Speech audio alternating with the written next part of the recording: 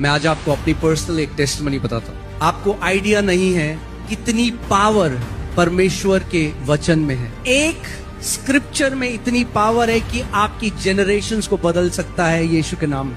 जब मैं और मेरी वाइफ हम लोग मिनिस्ट्री में आए, हम लोग बहुत कर्जों के अधीन थे। बैंक के लोग कॉल करते थे और एक दिन मैं वचन पढ़ रहा था। रोज हमें बैंक से कॉल आते थे। एक दिन मैं वचन पढ़ रहा था और मैं इफिसियों की पुस्तक, I was reading the book of Ephesians, इफिसियों की पुस्तक पढ़ते पढ़ते I stopped on verse 3. I could just read 2 scriptures and as I read verse 3, I could not read any further. And it said, और उसमें लिखा था, "Blessed be the God and Father of our Lord Jesus Christ, who has blessed us with every spiritual blessing in the heavenly places in Christ." क्या लिखा है वो देगा या लिखा है दे दी है? दे दी है।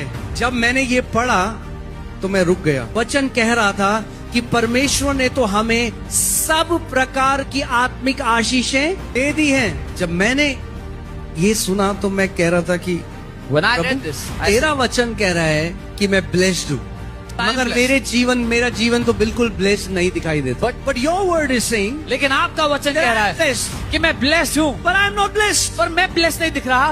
प्रॉब्लम ये है कि मैं परमेश्वर के वचन पर विश्वास नहीं करता। मैं अपनी परिस्थितियों पर विश्वास करता हूँ, मैं अपनी फीलिंग्स पर विश्वास करता हूँ, पर परमेश्वर का वचन जो सत्य है मैं उस पर विश्वास नहीं करता। तो मैंने एक कमिटमेंट किया, एक निर्णय लिया that I am gonna believe what God's word says about me, whether I feel it or I don't feel it। यीशु ने कहा स्वर्ग और पृथ्वी टल जाएगा मगर मेरे वचन के एक बिंदु भी न टलेगा वचन का। Just because it is written in the word does not mean it will happen with you automatically। परमेश्वर का देना एक चीज है, आपका उससे विश्वास से ग्रहण करना दूसरी चीज है। जैसा वो अपने पुत्र को भेज चुका है वैसे ही वो आपको सारी आशीषों से आशीषित कर चुका है। जैसे आपने उसके पुत्र को ग्रहण किया वैसे ही आपको इस सत्य को भी ग्रहण करना है। तो मैंने क्या किया, हर रोज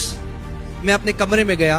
पहले दिन 3 घंटे मैंने परमेश्वर से भीख नहीं मांगी, मैंने किसी दोस्त से भीख नहीं मांगी, मैं किसी इंसान के पास नहीं गया हाथ फैलाने, मैं परमेश्वर के वचन के पास गया। मैंने अपने कमरे के आगे अपनी बाइबल को खोला, इफिसियों 1:3 के आगे खोला और मैं बार बार उसको अपने आप को बोलने लगा। And I said it to me again, और मैंने अपने आप से कहा, टू मी अगेन, फिर से कहा, और मैं अपने आप से कहता रहा। I kept saying it to I said I am blessed, मैं धन्य हूँ, not because I feel blessed, क्योंकि मुझे फील होता है, not because I have money in my account, इसलिए कि अकाउंट में पैसा, I am blessed, मैं ब्लेस्ड हूँ, because God says I am blessed, परमेश्वर कहता है मैं ब्लेस्ड and हूँ, I am what God says I am।